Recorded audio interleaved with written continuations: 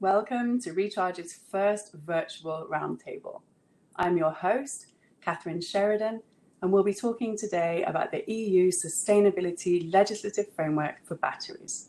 So whether you're an industry insider or you're new to the topic, we've got you covered in this roundtable discussion. So today's topic, EU Sustainability Legislation for Batteries, the do's and don'ts. First, some housekeeping. This session is going to be recorded and it will be sent out soon after the session. We're going to take some questions towards the end, if there's time. So please use the question tab to submit your questions. If there's not time, we can try to include them on another webinar. We also hope that the internet will be kind to us today. So if you do experience some technical problems, just refresh your browser or dial in by phone. So my work is and thought leadership. So I really look forward to hearing from this panel of industry experts as we dive deeper into sustainability and batteries legislation. So I'm going to ask each speaker to give us a sign when I introduce them so that we all know who everyone is. So firstly, Patrick de Metz. He's Director of Government and Environmental Affairs at the European battery manufacturer Saft, and he's also Chairman of Recharge. Jan Teitgat, Director of Government Affairs at Belgian battery materials manufacturer and recycler Umicore. Sophie Tricot, Director of Public Affairs at European battery pack manufacturer 4C Power. And Dorothée Coucharière from European battery manufacturer Blue Solutions, and she's Director of Government Affairs. And keeping us on the straight and narrow is Alina Lange, the Head of Communications at Recharge. I think it's worth noting that all of these companies are European companies in the battery sector. Let me first say a few words about Recharge just to set the scene for our conversation today. So Recharge is a non-profit association. They represent the interests of the advanced rechargeable and lithium battery industry in Europe. They're based in Brussels and have been around since 1998. And I got thinking about that, and I was using my first ever rechargeable batteries for my Walkman in 1998. And I have it here. I think we still remember these. So Recharge represents the whole battery value chain. And I read on their website that batteries contain dozens of different materials, from highly abundant sodium and carbon to scarce cobalt and copper. But there's a lot more to it.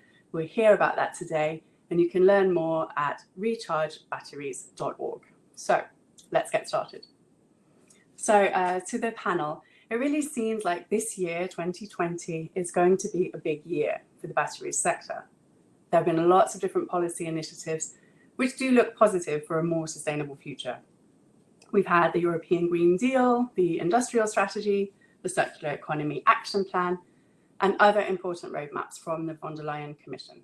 So I'd like to know where you see the European rechargeable battery sector in all of this. Are these industries drivers for the industry? Initiatives, are they drivers for the industry, or maybe they represent a threat to the industry? How will all of these complex initiatives impact your business now? It's a big question. Alina, maybe you could start off and help us understand this landscape. Sure. Thank you very much, Catherine. I guess it's safe to say that 2020 and 2021, they really are going to be very crucial years for the legislative environment in Europe. And the ambitious roadmaps that you just mentioned, the European Green Deal, the Circular Economy Action Plan, the Industrial Strategy, they certainly will not just, shape the general landscape in Europe, but also, of course, our own industry, the battery industry.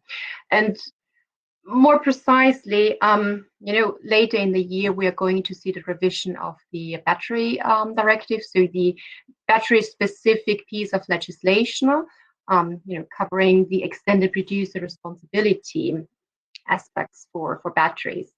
And from what we know today, this revision is going to be much more than just a revision. It's really going to be a rescoping with a much broader sustainability spectrum, I would say.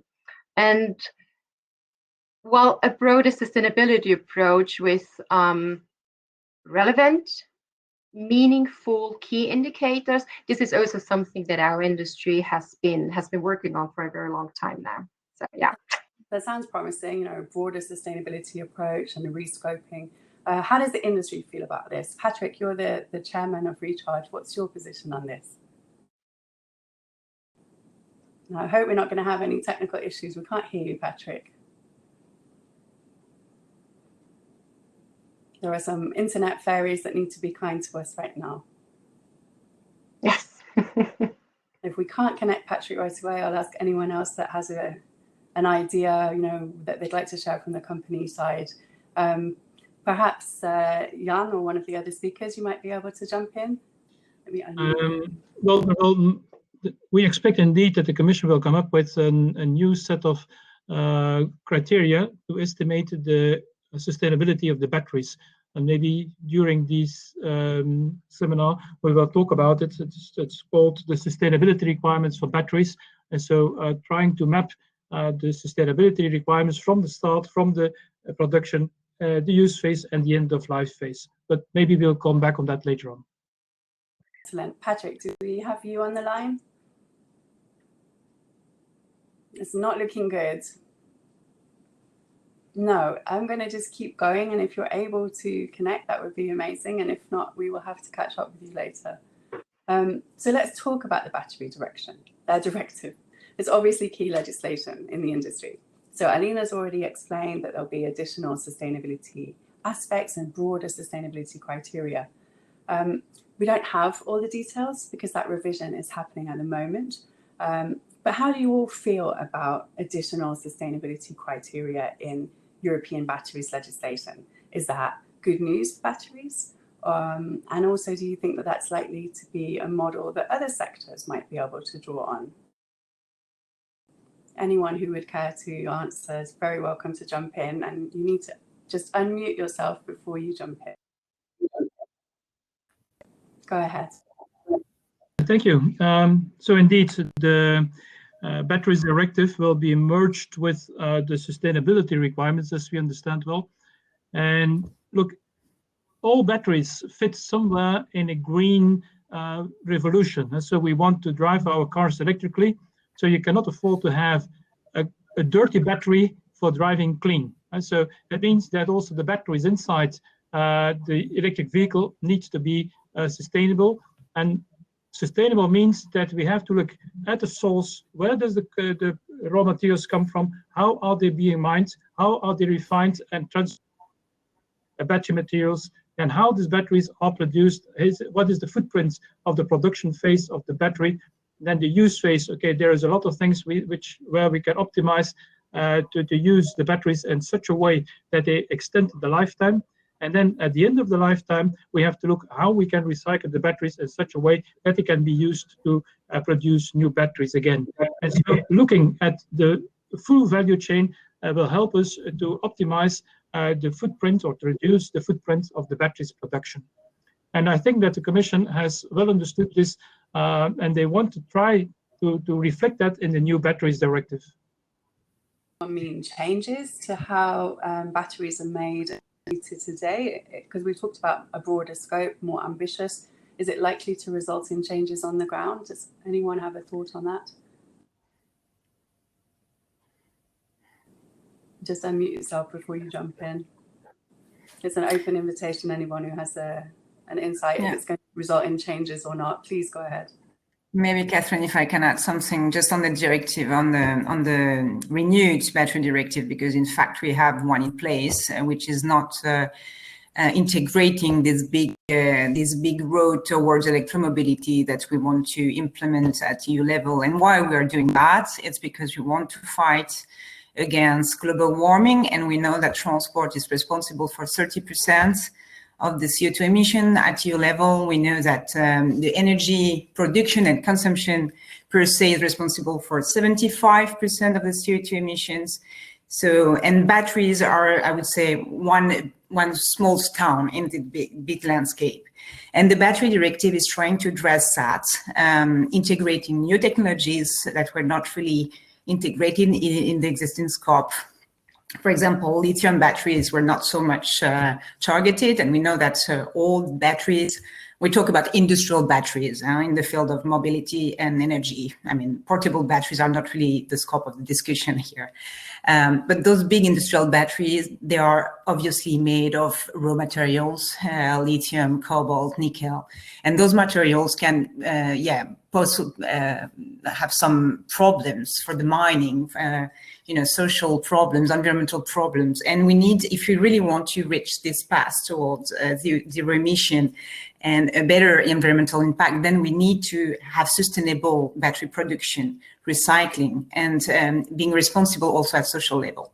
So I think we cannot avoid this. And as industrial battery manufacturers, we totally have to step in that scope. Otherwise, we will really lose the road towards where we're going. So we totally think, I mean, at Blue Solution at least, and I think we mostly share this view at Recharge, we really think that this is the way to go, at least. Discussions are on how doing it, but this is the way to go. Right, exactly. Thank you for that. So it might be good news for batteries, certainly good news for sustainability and a more sustainable mobility, and as you've said, industrial batteries. I'll definitely be taking away from today what Jan said. You can't have dirty batteries for driving clean, and I think that's quite an important message to take away. So clearly the work that you're doing as a sector and the framework that the Commission is trying to put around that will contribute to that goal. So this kind of revision of the battery directive, it sets a kind of model. Do you think that might be a model that other sectors could benefit from or make use of? Maybe Alina, do you have any thoughts on that? I mean, we just can say that, batteries have been identified as one of the 6 strategic value chains in Europe. So batteries are going to play an important role in the European Green Deal, right? So we definitely know that. We also know that the battery directive, the revision of the battery directive, is a top priority for the Commission, even in times like we have now, right? So I think that there are quite some opportunities to set straight some uncertainties, when it comes, for example, to definitions and of waste and of recycling, these kind of things. I think there's an opportunity that also may be used by other industry sectors. And definitely, when we are, as an industry, when we are speaking about sustainability topics and the things that we as an industry want to put forward, we are looking at the carbon footprint, for example. That's important information that we would like to make available, right? It's a differentiator for batteries made in Europe, for example.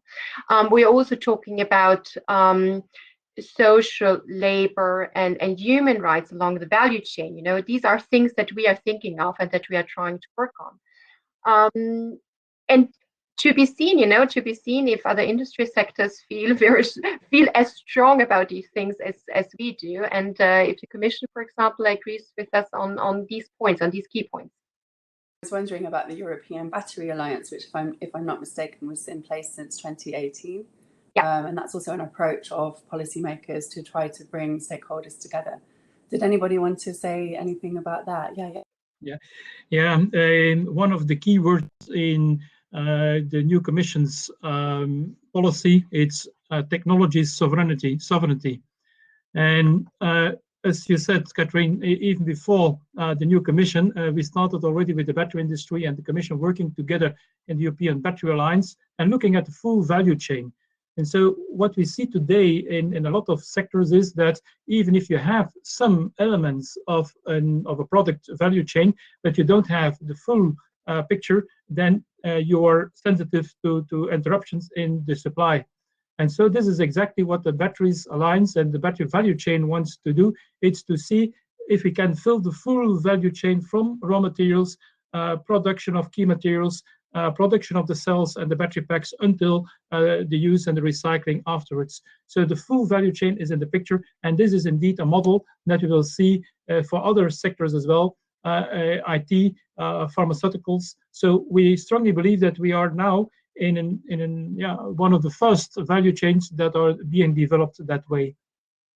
Yeah, I mean, they can't make, excuse me, they can't make policy priorities if they can't then have a steady supply of materials for the batteries to electrify and so on. So that's a really important point.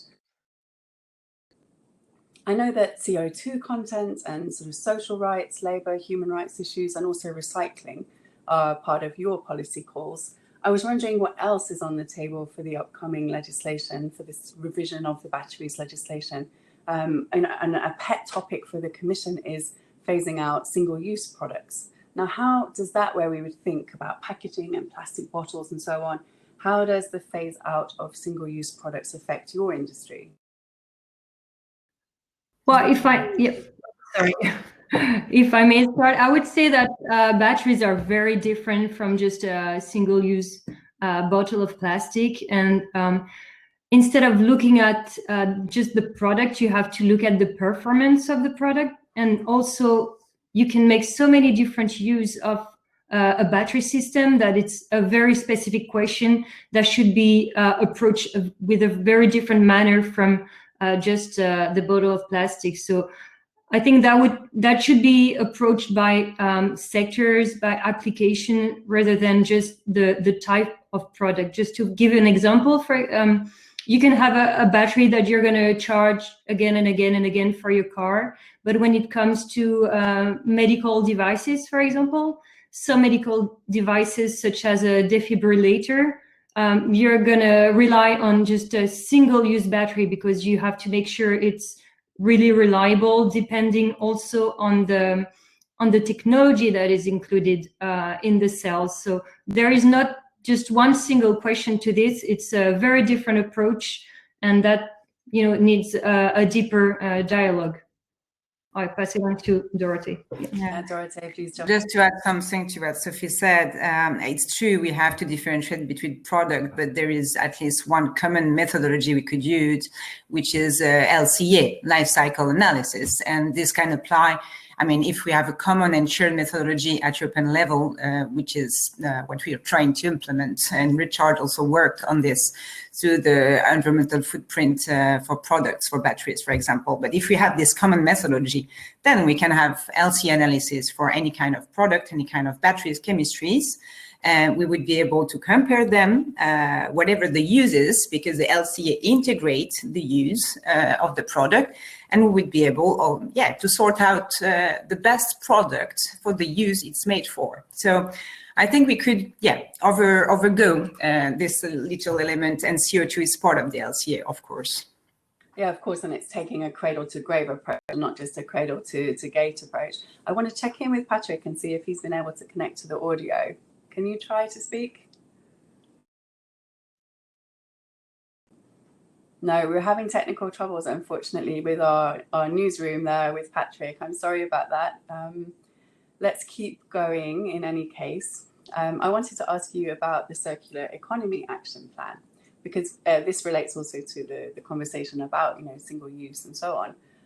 One of the goals of the circular economy policies in Europe is to create a toxic-free environment. And that's terminology that we see coming up in different policy areas. I mean, what would that mean for the battery industry? It seems a bit counterintuitive somehow to say a toxic-free environment, and you need certain specialized materials and chemicals to make batteries.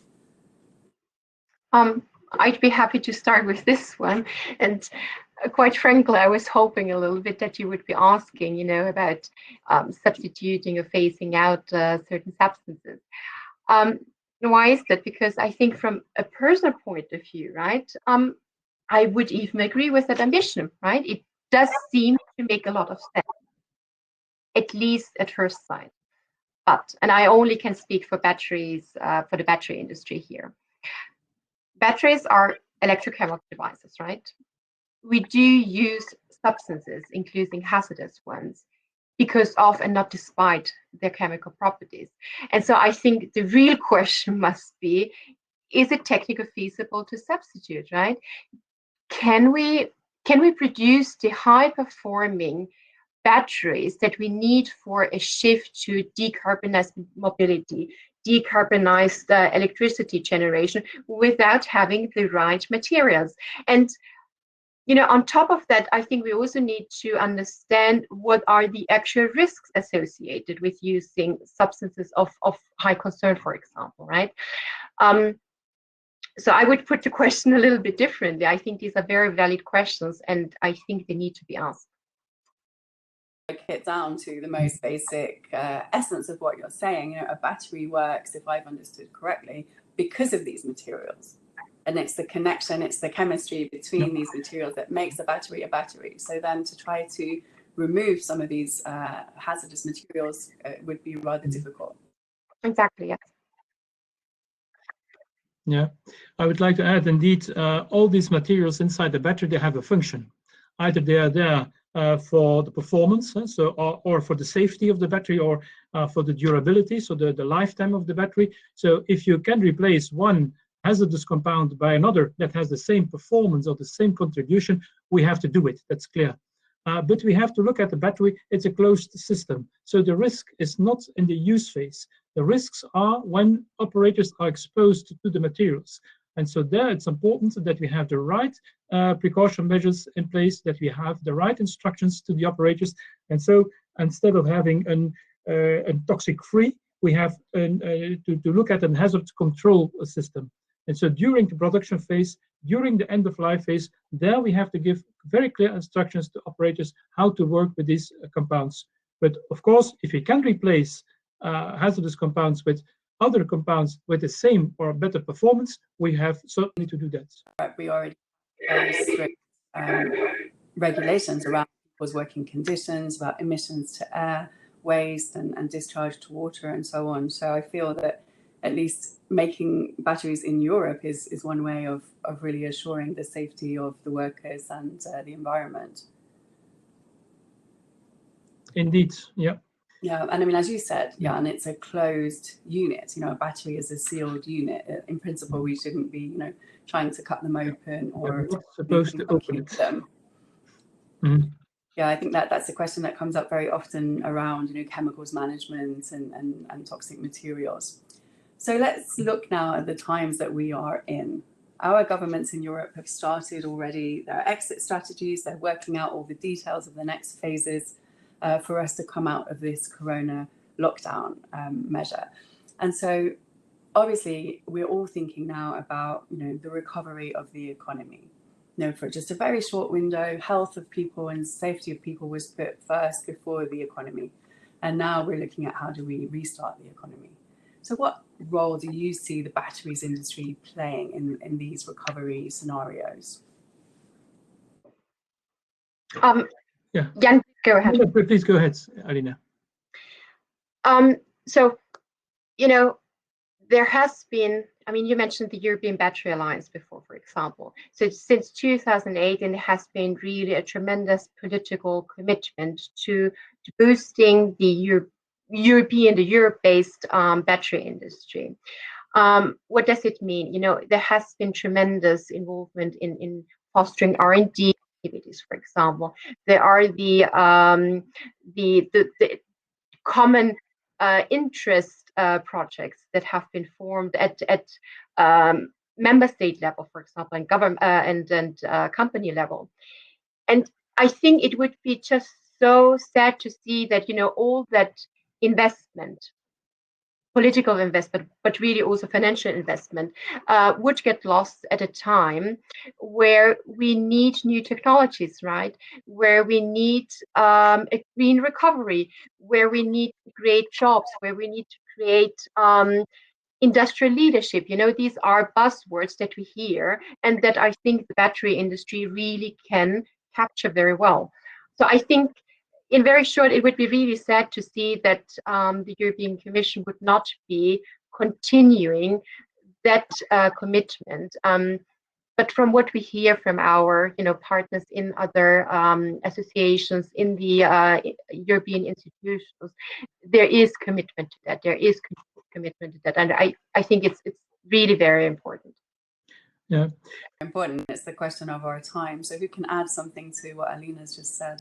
Yeah, just a small remark. If you look at the sales figures of cars, we see that the traditional cars the sales of it is really going down for the moment, but the share of electric vehicles is going up rapidly. So it means that consumers really believe that the transition to clean mobility, to sustainable mobility is set. And so the role of the battery industry in this whole is very crucial. So we are, the batteries, it's about 25 to 30% of the value of the car. So if we are really going to a market share of electric vehicles that is more significantly, so it's very important that we will have this production here in Europe. Absolutely. Dorothee, would you like to jump in? Yeah, I think with the COVID crisis, we see a lot of voices rising, saying, you know, we need to change the way we do trade, we produce. This is not sustainable. We live in a scarce resources planet, so we have really to build with new technologies. But those new technologies do not have to continue with the same paradigm, you know. So it includes to go back to local production.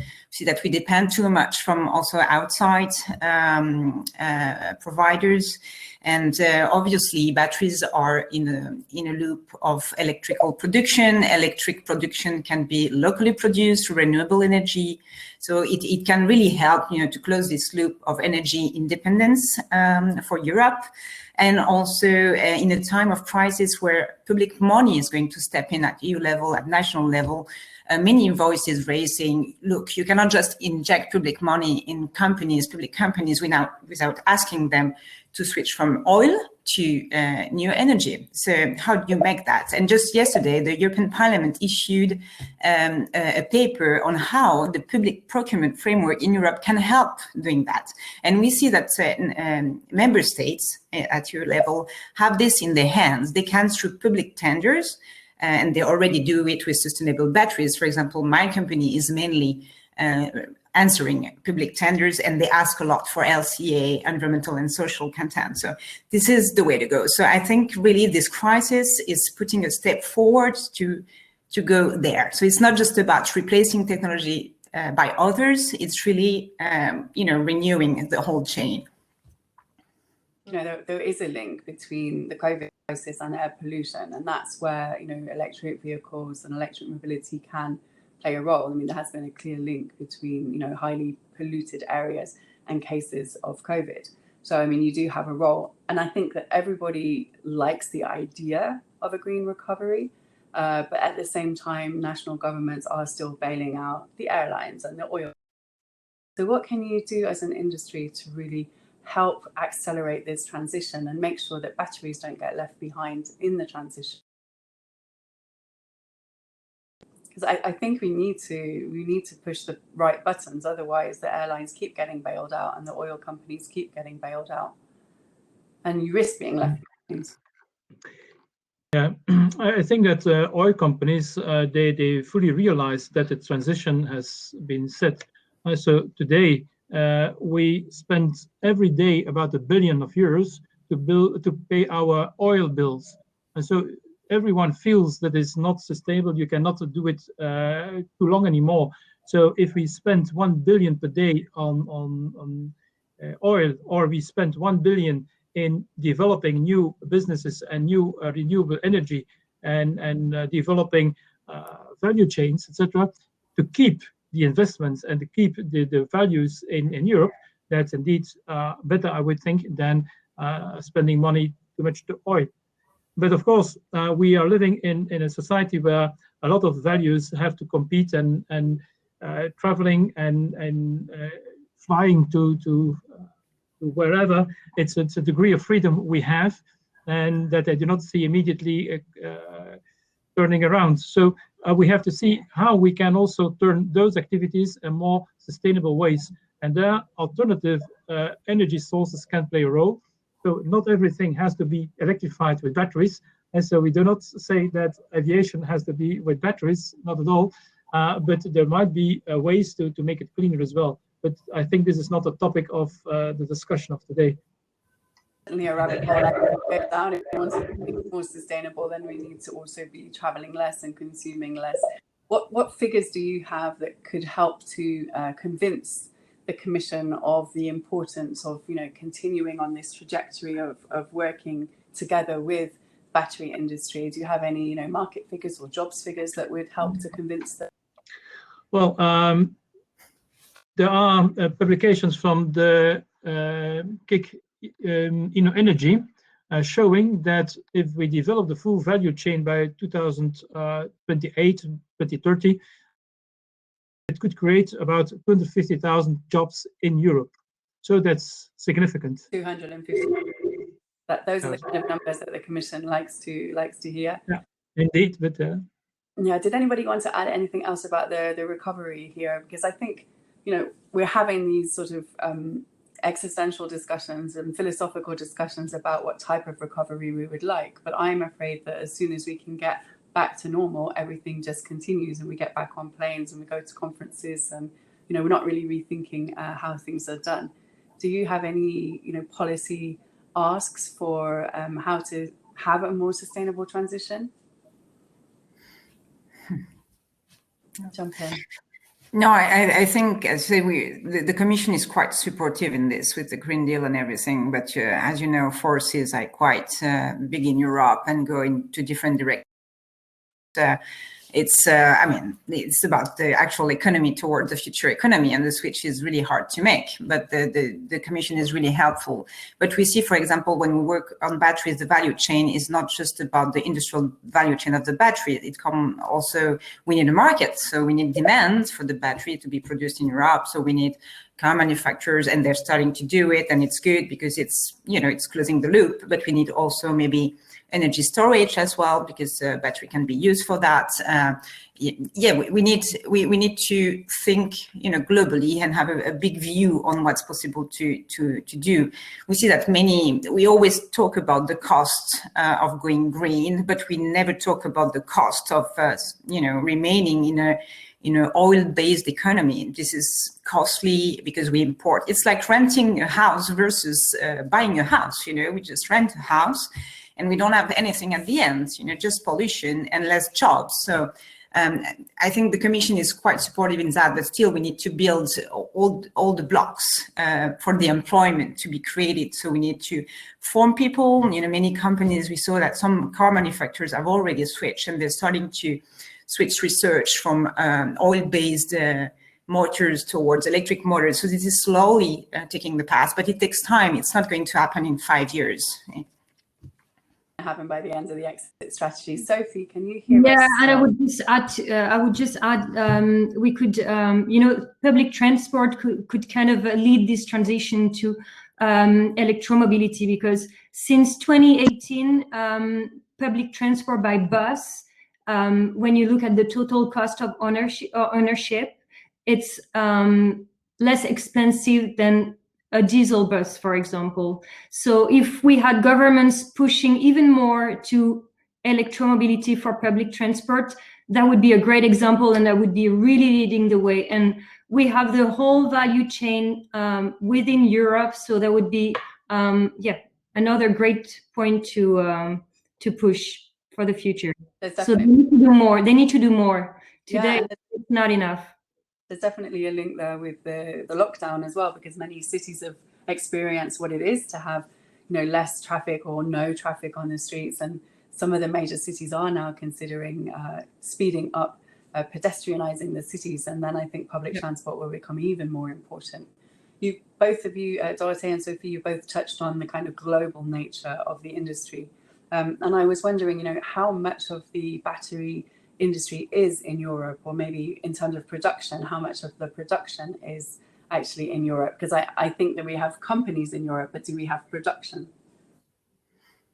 Well, if I may start, because we were at the beginning of the European Battery Alliance, we were one of the few cell manufacturers in Europe, and we just realized that we've lost all the knowledge in Europe, and we were overwhelmed by the Asian competitors. We lost everything, and this is why the eBay came. The Commission is trying to rebuild this value chain in Europe, because as Jan said, it's very meaningful for the electric transition to have this technology independence. But we're less than 1% of the battery capacity production of the world. So we really need to improve there. So yeah, everything has to be built again. We have great players. We have all the knowledge we need, but we really need to put that in force, and we need a market for that, and we need an industrial vision.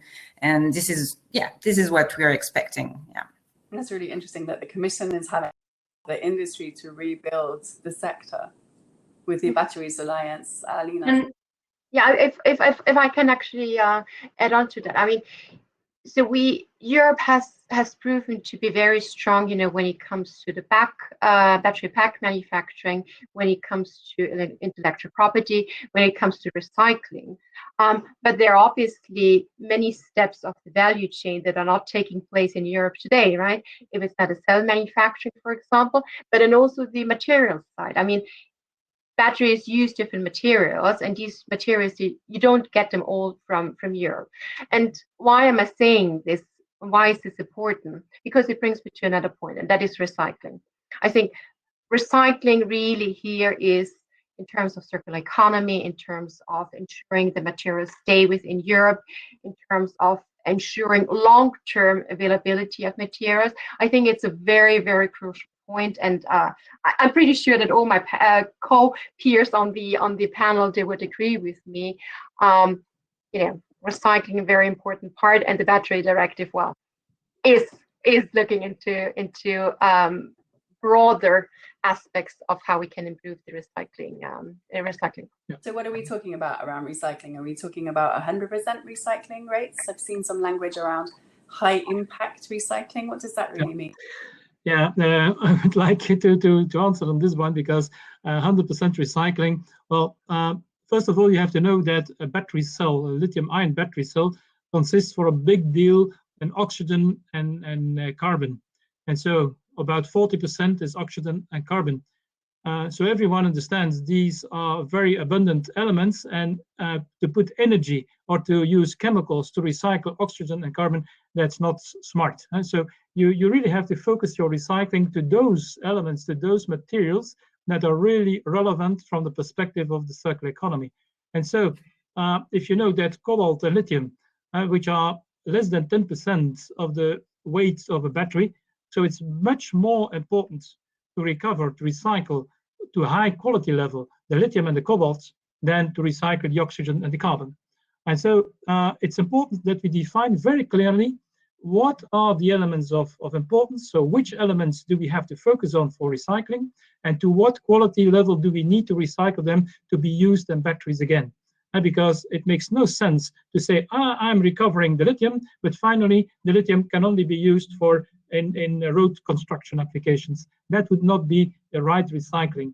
So these are the focuses that we expect from the Commission, that they would push towards quality recycling in terms of what do we recycle and how do we recycle, and less on how much do we recycle.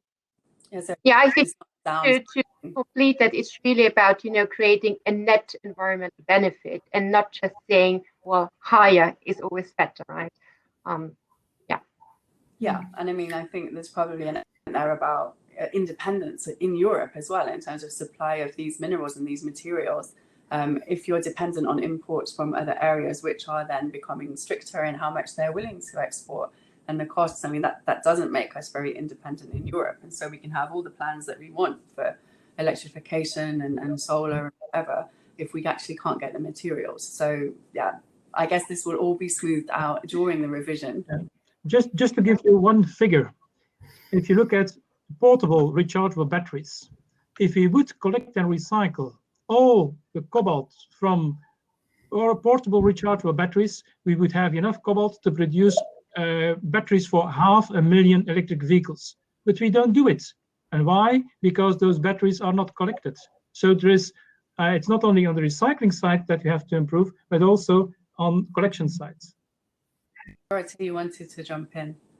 Yeah, no, I wanted to say, as an industrial battery producer, we have extended producer responsibility that make us responsible for collecting the battery and recycling it as much as we can. And it's in our interest to recycle the battery. And most of the time before recycling, what we do is we dismantle the pack. And if the packaging, for example, is reusable, then we reuse it in another battery pack. So there are many materials already that we can reuse in other new batteries. And what Jan said, it's true. What's really relevant in the battery on the level of the recycling economy look that the Commission is willing to achieve, meaning that we have some critical raw material in Europe, and we need to make sure they stay in Europe and we can recycle them to be reused in batteries. And this is what they're trying to do with the recycling battery directive.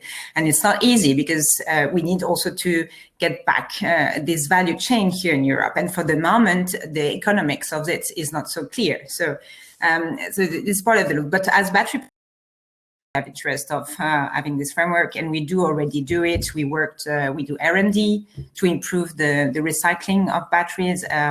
Also, the Commission would like to have an approach that is interesting. We were talking about the plastics initiative, at your level, single plastic use, and they were trying to incentivize at least the plastic reuse, and it would be nice also that they incentivize the reuse of materials also in new batteries.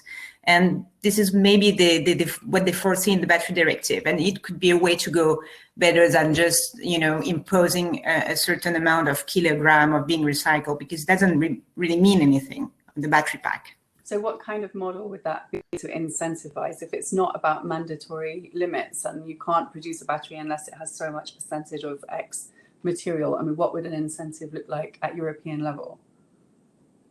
For example, it could be the CO2 content, the footprint of the battery, and the reuse of recycled material could be calculated in the footprint. So it's an environmental footprint. Yes. I feel many of the issues you've touched on in recycling are debates that all across environmental policy where recycling is concerned, and waste and collection has always been an issue. So what is the issue in batteries in terms of collection? Like, what does that look like in practical terms? Are people not taking their batteries to the right place to have them treated, or is there not the necessary sort of chain to take those back to the recyclers? Maybe Jan, you could say something about how that works. Yeah, there are a lot of theories, but not really science on that. So there's not a sociological research on why do people do not return batteries, or why do they not enter into the recycling flows. So there are a lot of batteries which are included in electronic appliances, and there we see already that part of these appliances do not come back. And there the main reason is that some people believe that data which are on the device could be copied or used or misused somewhere in the collection and recycling. Well, so there we need to do some efforts to explain how you can avoid that tangible information on your device would be misused. But once they are in a collection scheme, then it often happens that the batteries are not removed. And batteries which are not removed from the electronic appliance, they do not come to the battery recycling. But for portable batteries, we believe that by sensitization of the population, of the people, we can go to higher rates. So it's a long work, but we can do. For EV batteries, electric vehicle batteries, we believe, and we are working as a company with the Global Battery Alliance, so that's not the European Battery Alliance, but a Global Battery Alliance, to see if we can develop something like a battery passport. And in that battery passport, you could include a kind of a deregistration protocol, so that the last owner is very well known, and that he is responsible to make sure that the battery either goes back to the producer for recycling, or to a refurbishment operation or whatever, but that there is a kind of that we know about the whereabouts of the battery at the end of the first lifetime.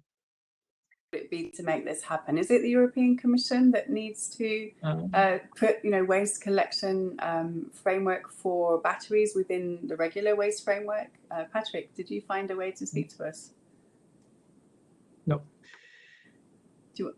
you want to send me an email, Patrick, and I'll read it out? That's no problem. If you have specific points, we can make this happen. Well, maybe I can take the question in the sense that the Commission is really concerned about possible leakages of batteries. If you compare with the situation of today with cars, and so 40% of the European cars end somewhere that we don't know where, and so only 60% end up really in authorized treatment facilities. So I think that we have to learn from that experience how we can do better with industrial batteries and with batteries from electric vehicles.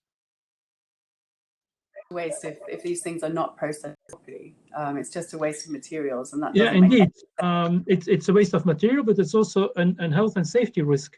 And so batteries, that's not toys to play. Yeah, it's really something that has to be managed in a proper way, in a professional way, and not just used for whatever home or garden equipment. And so it's really important that you know where the batteries end up at their first life. Yeah, so it seems like this will be part of the proposals to come. Alina? Yeah, I think that's really an important point to stress. You know, a battery is designed for a specific application, right? The cells are made for a specific application. The battery management system is made for a specific application. And I think it is extremely important that people understand that you need to be a trained person to handle a battery. You know, when we get back in 10 to 15 years, batteries from EV, so from electric vehicles. Yes, I'm speeding up. You know, that people are trained. They know how to dismantle and dispose of a battery. They know how to repurpose or refurbish it. I think this is very important because this is a safety issue, right? So I really wanted to stress that point and to add on to what Jens said. The flip side to that is, do you want batteries to be seen by the public as something that's dangerous, as toxic or harmful? Because on the one hand, you want the education to say, don't just leave this in the garden for 15 years and then wonder it might pollute your soil, or don't just leave this out in the rain or whatever. But at the same time, I mean, you don't necessarily want people thinking, oh gosh, it's a battery, it's really dangerous, I've got to be really careful. It's a fine line, isn't it? The important part here really is that the battery is, you know, it's contained units. So for the use phase, you know, people are not, the user is not exposed to the materials used in batteries, for example. But like I said before, a battery is designed for a specific application. And if you don't know how to refurbish, how to remanufacture your battery to use it in another application, well, that actually can bring safety issues. And this is really the point that we need to stress. We need trained personnel, we need qualified personnel in order to treat batteries at the end of life phase. Yeah. Does anyone want to add anything to that? Did we just lose Jan? We have a not very stable panel today. Imagine at a conference in person if you could just get up and come back when you wanted to. I think he's joining us again. Yeah, I'm back. So. Did anybody want to add anything else? Because if not, I'm going to start moving to making sense of the questions that people have left for us. So did anybody have another point that they wanted to add in, something burning from what we've covered already? And if you haven't already put your question into the box, please put it in there quickly. Anybody want to add anything? Patrick, would you like to hear the messages? I thought we could mime some questions for Patrick. No?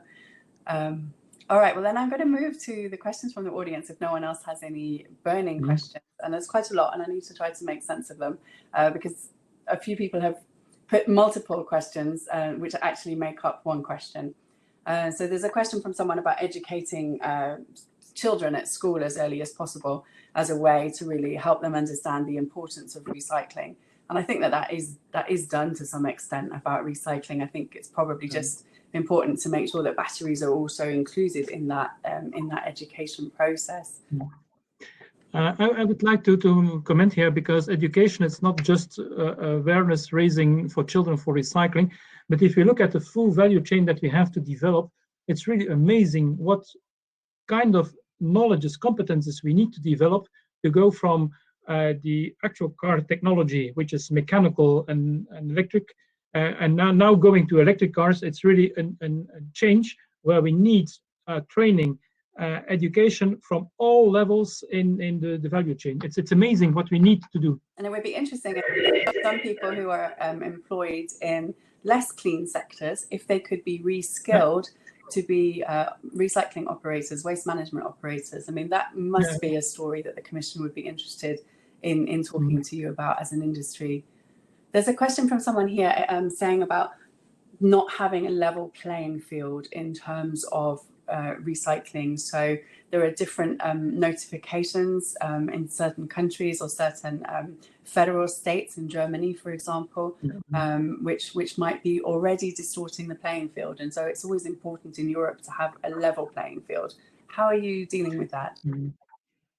Yeah, we know the situation that's about the transport of hazardous waste. So some countries consider batteries or waste batteries as hazardous waste, whereas other countries do not consider it as hazardous waste. So indeed, we are pleading for a harmonized classification throughout Europe. And most probably, batteries, the harmonization will be on the level of hazardous waste. But then we have to see what does it mean for the organization of transport. If you have to transport 1 million of waste batteries from the place where they are wasted to the place where they are recycled, and you have to do the notification procedure as it is today, that will be a very time-consuming process, and it's a question of safety, because a waste battery should not stay at a certain place for months until the notification procedure is done. And so we are pleading for harmonization and at the same time an improved or a faster notification procedure. Yeah, so it's about hazardous waste treatment. We have a question about the circular economy, which I think is a good one to bring to you all. And the person in the audience says to reduce environmental impacts, closed loop systems need to be generated. So that's the circular economy concept. So battery materials need to be mined and batteries assembled and used and recycled at end of life within processes that are as closed loop as possible, with minimum shipment distances to reduce the carbon footprint. Now, is that really viable? I understand the question correctly. Is it viable that there could be an entire closed loop system within Europe? Now, I think you've already said earlier that some of the materials that need to be mined are not mined in Europe. So is it possible to have a closed loop system when you're depending on imports from other regions? Yeah, so it's about recycling, so I would like to jump in here again.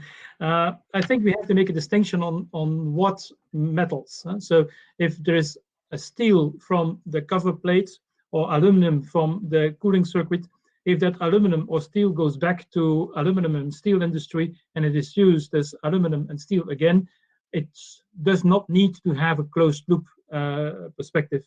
But if you look at elements like cobalt or lithium, so lithium is most of the use of lithium, it's in batteries.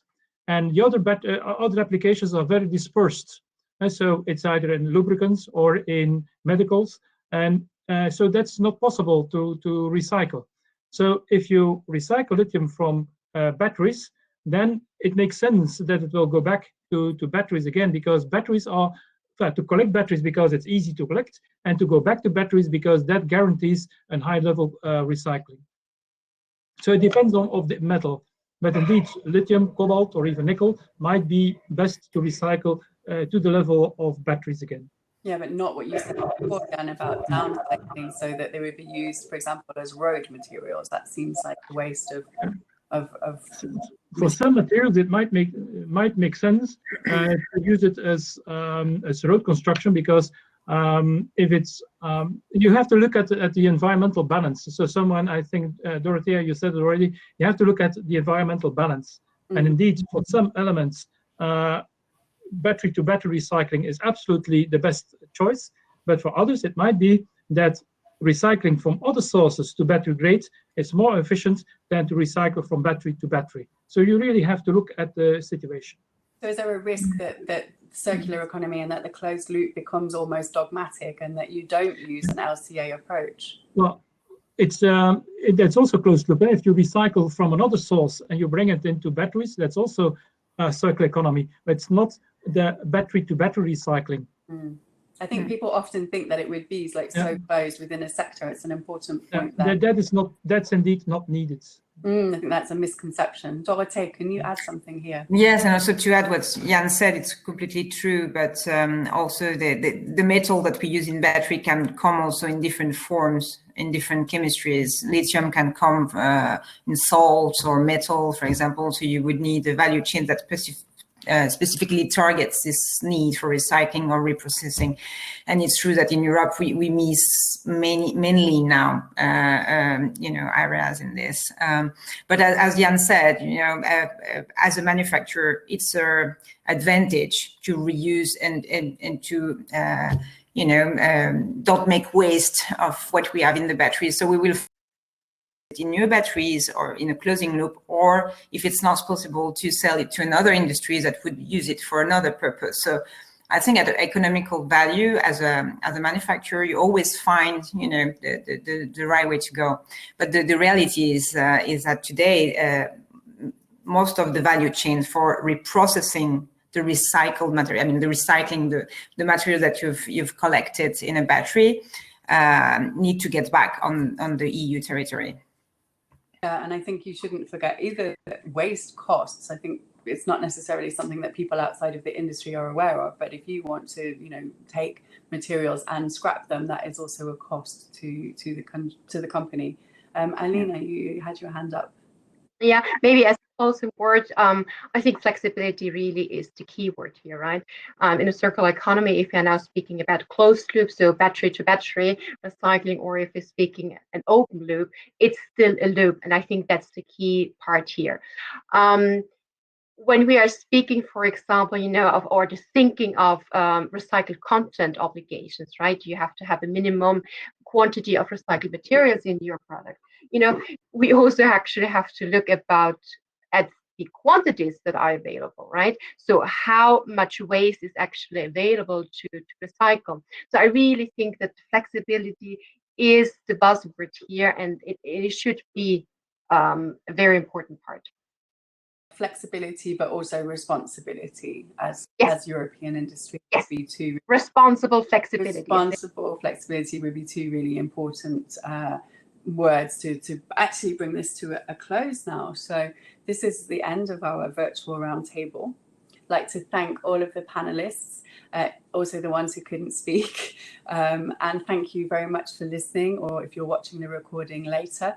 We had lots of questions from the audience, a very engaged audience, and thankfully we were able to answer some of the questions as well that were put to the panel. So thank you so much. If you're interested, if you enjoyed this, we're going to have another virtual roundtable on May the 14th, which will be about recycling and collection of batteries in Europe. So we've talked about that quite a bit today already. We're going to go deeper into the question in the next virtual roundtable. So please come and join us, and the recording of this session will be sent out soon. So thank you very much, and we will now close the webinar. Thank you. Thank you very much. Bye.